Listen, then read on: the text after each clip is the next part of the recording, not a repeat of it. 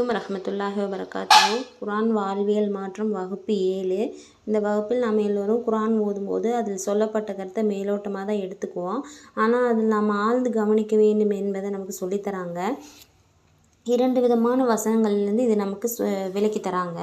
என்ன அப்படின்னா, நம்ம ஆழ்ந்து கவனிக்கும்போது அதில் கூடுதலான சிறப்புகளும் நமக்கு கிடைக்கிது, கூடுதல் ஞானமும் கிடைக்கிது, கூடுதல் தகவலும் கிடைக்கிது, கூடுதல் வரலாறு செய்தியும் நமக்கு கிடைக்கிது. இதில் 2 வசனங்கள்லேருந்து அலிஃப்லாம் மீம் இல்லாமல் வர்றதோ அலிஃப்லாமோட வர்றதுக்கு இடையில் என்ன வித்தியாசம் இருக்குன்னு நமக்கு சொல்லித்தராங்க.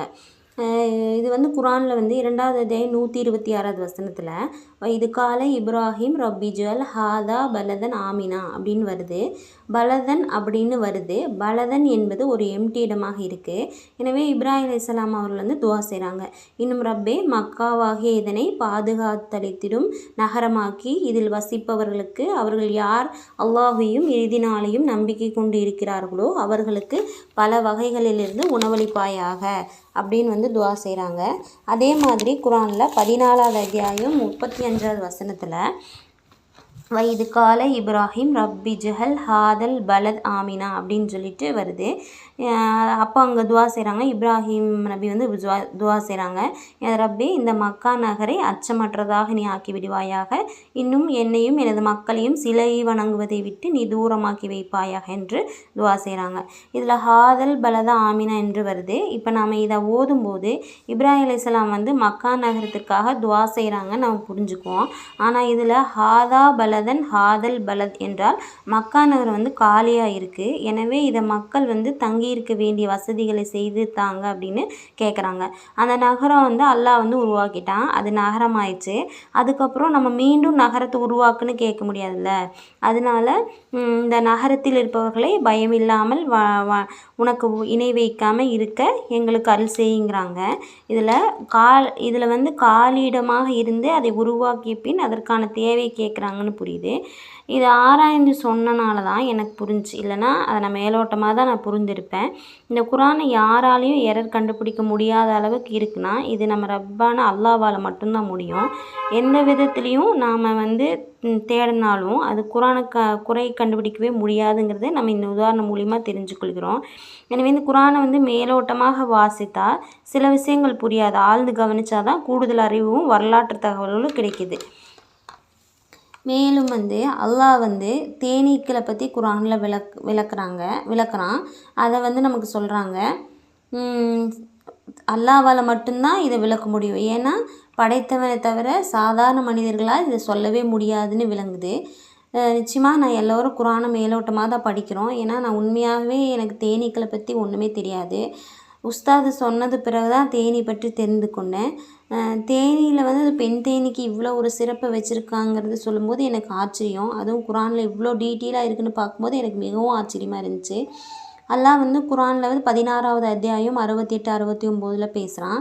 குர்ஆனில் அரபியில் நஹலினா தேனியா, அனித்தஹதினா அப்படின்னா பெண் தேனியா. அதில் அல்லாஹ் சொல்கிறான், மலைகளிலும் மரங்களிலும் மனிதர்களாகிய அவர்கள் கட்டுகின்றவற்றிலும் நீர் கூடுகளை அமைத்துக்கொள் என்று உமது ரப்பு தேனிக்கு உள்ளுணர்ச்சி உண்டாக்கினான்.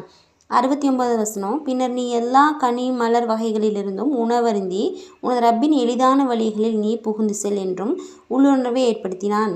அவற்றில் வயிறுகளிலிருந்து பல வகை நிறங்களுடைய ஒரு பானம் தேன் வெளிப்படுகின்றது. அதில் மனிதர்களுக்கு மருந்துண்டு. நிச்சயமாக இது சிந்திக்கும் கூட்டத்தினருக்கு அத்தாட்சியாக இருக்கின்றது அப்படின்னு தேனீக்களை பற்றி அல்லாஹ் சொல்கிறான். இதை நம்ம ஆழ்ந்து சிந்தித்து ஓதும் போது இதில் நமக்கு ஒரு இது கிடைக்கிது. இதில் முழுக்க பெண் தேனிக்கு தான் அல்லாஹ் சொல்கிறான். மலைகளில் கூடுகட்டு, மரங்களில் கூடுகட்டு, மனிதர்களுடைய வீடுகளில் கூடுகட்டுன்னு பெண் தேனின்னு சொல்கிறான். 2வது கனிகளை போய் சாப்பிடுன்னு சொல்கிறான். அதில் மின்குள்ளி சமராத்னா பெண்ணை தான் குறிக்கின்றது. கனி வர்க்கங்களை சாப்பிடுங்கிறான். உங்கள் இரவின் பாதை எளிதாக செல், அதன் வயிற்றுகளிலிருந்து மாறுபட்ட நிறங்களுடைய பானம் வெளிப்படுகிறது, அது மனிதர்களுக்கு நோய் நிவாரணம் உள்ளது என்று அல்லாஹ் சொல்கிறான். இதில் முக்கியமாக என்னென்னா பெண் தேனிக்கு தான் இது சொல்லப்படுது. இப்போ இதில் ஆண் தேனிக்கு ஒன்றும் சொல்லலை. பெண் தேனி கூடு கட்டணும் அப்படின்னா கூடு கட்டுறதுக்கு அதுக்கு ஒரு மெழுகு ஒன்று சுரக்கணும். அதன் சுரப்பியை கொண்டு தான் நம்ம தேன் எடுத்ததுக்கு பிறகு அதனுடைய மெழுகு இருக்குல்ல, அதான் அதனுடைய வீடாம். அந்த கூடு மெழுகால் உருவாக்கப்பட்ட அந்த மெழுகு எங்கேருந்து உற்பத்தி ஆகும்னா தேனியுடைய உடலில் தான் உற்பத்தி ஆகுமா. அது ஆண் தேனீக்கு உற்பத்தி ஆகாதான், பெண் தேனீக்கு தான் அது உற்பத்தி ஆகுமாமா. அதனால் உற்பத்தி ஆகாதனால இந்த ஆண் தேனீனால் கூடு கட்ட முடியாதான். அதற்கான உடல் உறுப்பு வந்து ஆண் தேனீக்கு கிடையாதான். மேலும் வந்து பெண் தேனீ கூட்டை அதை கட்டுடுச்சுன்னா அதை பாதுகாக்கிற வேலையை செய்யுமா அந்த ஆண் தேனீ அப்படின்னு பார்த்தா, பாதுகாக்கக்கூடிய கொடுக்கு வந்து அந்த ஆண் தேனீக்கு இல்லையா. அதனால் கட்டி கூட்டை வந்து பாதுகாக்க முடியாதான். சரி, அந்த கூட்டை பாதுகாக்க முடியாது, அதுக்கு தேவையான பொருட்களை கொண்டு வந்து தர முடியுமான்னு பார்த்தா அதுவும் அதனால் தர முடியாதான்.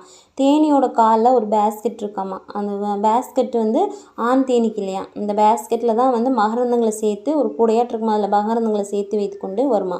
தனக்கு தேவையான உணவை வந்து சேகரித்து வருவதற்கான வேலையும் இதற்கு வந்து முடியாதான். மேலும் வந்து இதனால் சாப்பிடவும் முடியாதான். பூக்கள்லேருந்து ஒரு குளுக்கோஸ் உறிஞ்சி எடுக்கக்கூடிய நீல நாக்கு இந்த ஆண் தேனீக்கு கிடையாதான். நாக்கு வந்து குட்டியாக இருக்குமா. பெண் தேனீக்கு வந்து நீளமாக இருக்குமா. ஆண் தேனீக்கு சாப்பிட முடியாதான். பெண் தேனி தான் வந்து அதுக்கு ஃபீட் பண்ண முடியுமா. பெண் தேனீக்கு தான் வந்து பெண் தேனி வந்து தூக்கி கொண்டு வந்து அந்த ஃபுட்டை வந்து ஆண் தேனீக்கு வாயில் கொடுக்குமா. அதைத்தான் அது சாப்பிடுமா. எனவே இந்த ஆண் தேனி வேலை என்னென்னா இனப்பெருக்க செய்ய உதவுமா. இனப்பெருக்க முடிந்த உடனே இது அந்த இடத்துலேருந்து வெளியே போயிடுமா. அப்புறம் சில நாட்களில் பெண் தேனி வந்து உணவு கொடுப்பதை நிப்பாட்டி விடுமா. அதனால் இறந்து விடுமா.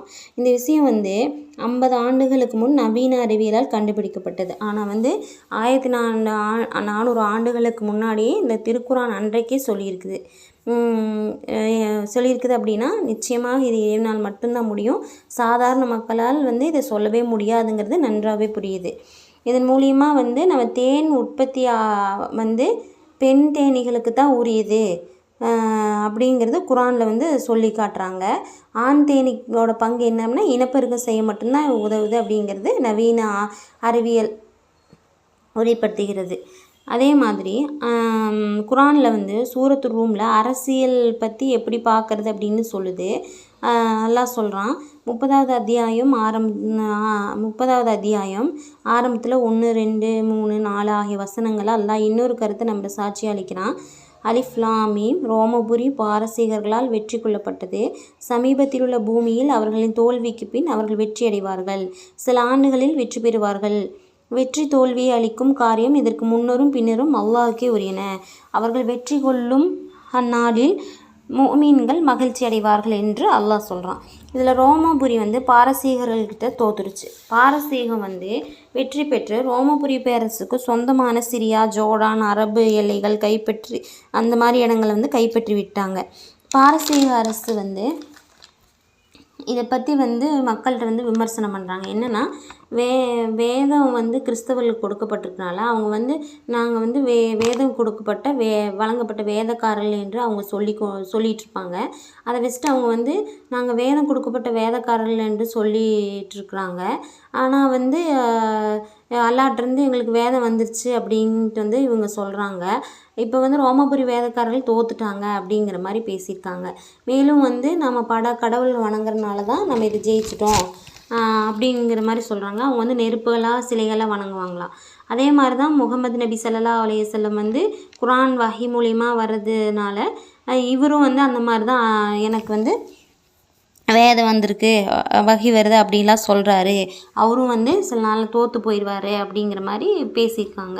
அப்போ அல்லாஹ் வந்து இதை தெரியப்படுத்தணும் அப்படிங்கிறதுக்காக இந்த வசனத்தை வந்து இறக்கியிருக்கான் குரானில். இன்றைக்கி தோத்துட்டா நாளைக்கு ஜெயிப்பான், நாளைக்கு இந்த தோல்விக்கு பிறகு இன்னும் கொஞ்ச காலத்தில் சில ஆண்டுகளில் மீண்டும் ஜெயிப்பாங்க பாரு அப்படின்னு அல்லாஹ் வந்து வசனத்து மூலிமா தெரிய வைக்கிறான். இதை வந்து நபிக்கு வந்து அல்லாஹ் தெரிவிக்கிறான். ஏன்னா இந்த விஷயங்கள்லாம் பற்றி நபிக்கு எதுவும் தெரியாது. அதே மாதிரி நபிகள்லாம் இருக்கிற ஆண்டுகாலே வந்து ரோமபுரி வந்து மீண்டும் போர் செஞ்சு ஜெயிச்சிருச்சு பாரசீகத்தை. பாரசீகம் வந்து தோல்வி அடைஞ்சிருச்சு. இதில் நமக்கு தெரிய வேண்டியது என்ன அப்படின்னா, அல்லாஹ் சொன்ன மாதிரியே நடந்துச்சு. அது ஒரு மிகப்பெரிய ஒரு அத்தாட்சி. இது இறைவேதங்கிறது வந்து நமக்கு ப்ரூஃப் ஆயிடுச்சு. இதை பார்த்துமே வந்து அந்த மக்கள் வந்து ஏற்றுக்கலை. இன்னொரு விஷயம் என்ன அப்படின்னா, இதில் உலகத்தில் வந்து உயரமான இடம் என்ன அப்படின்னா நம்ம எவரெஸ்ட் தான் நமக்கு தெரியும். ஆனால் தாழ்வான பகுதினா டெட் சி தான். இந்த போர் வந்து 614ஆம் ஆண்டு வந்து நடந்திருக்கு. இந்த போர் நடக்கக்கூடிய இடம் வந்து சிரியா, ஜோர்டான், ஜெருசா ஆகிய பகுதிகளை வந்து கைப்பற்றாங்க. அந்த வெற்றியடைந்த பகுதியை வந்து சாக்கடல் என்று சொல்லப்படுகிற டெட் என்று அழைக்கப்படுகின்ற கடும் உப்பு நிறைந்த அடர்த்தி நிறைந்த பொருட்களை கீழே இழுத்து கொள்ளாமல் மேலே தூக்கி சுமக்கிற அளவுக்கு ஆற்றல் படைத்த அடர்த்தி நிறைந்த அந்த பகுதியில் தான் இந்த போர் நடந்திருக்குது. இந்த பகுதி பூமியில் ஆகத்தாழ்வான பகுதி. என்ன அப்படின்னா 430 மீட்டர் கடல் மட்டத்தை விட கீழே இருக்குது. இது வந்து கடல் மட்டத்தில் கூட இது இல்லையாம். 9 கிலோமீட்டர் வந்து கொஞ்சம் கம்மியாக தான் இருக்கான். இவ்வளவு துல்லியமான விஷயத்தை வந்து அல்லாஹ் தான் சொல்ல முடியும். அல்லாஹ் வந்து நீங்கள் இப்படி சண்டை போடுறீங்களே, அதுவும் மிகவும் சமீபத்திய பூமின்னு மென்ஷன் பண்ணுறான்.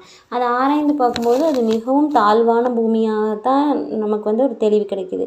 என்ன அப்படின்னா இது தாழ்வான பகுதின்னு அல்லாஹ் மென்ஷன் பண்ணும்போது, சமீபத்திய பூமி அப்படின்னு சொல்லி அல்லாஹ் மென்ஷன் பண்ணும்போது அதை நம்ம போய் பார்க்கும்போது அது இவ்வளோ அளவுக்கு தாழ்வான இடமா இருக்குதுங்கிறது ப்ரூஃப் ஆகும்போது கண்டிப்பாக நிச்சயமாக வந்து இது நம்ம அல்லாஹ் தான் அப்படிங்கிறது நமக்கு ஒவ்வொரு நிமிஷமும் நமக்கு அது புரியுது. எனவே இந்த வரலாறுகளை பற்றி தெரியும் போது நிச்சயமாக அல்லாஹ் வந்து கண்ணியத்துக்குரிய படைப்பாளர், பிரபஞ்ச படைப்பாளன், ஆற்றல் புரிந்தவன் என்பது நமக்கு மேலும் மேலும் புரியுது. குரான் என்பது சாதாரண நூல் அல்ல, படைத்த இறைவனின் வார்த்தைகள். அதை வந்து உணர்வோடு வாசிக்கும் போது தான் அது மனிதன் வாழ்க்கையை மாற்றும் சக்தியாக மாறுகிறது என்பதை நாம் புரிந்து கொள்கிறோம் நிச்சயமாக. அஸ்ஸலாமு அலைக்கும் வரஹ்மத்துல்லாஹி வபரகாத்துஹு.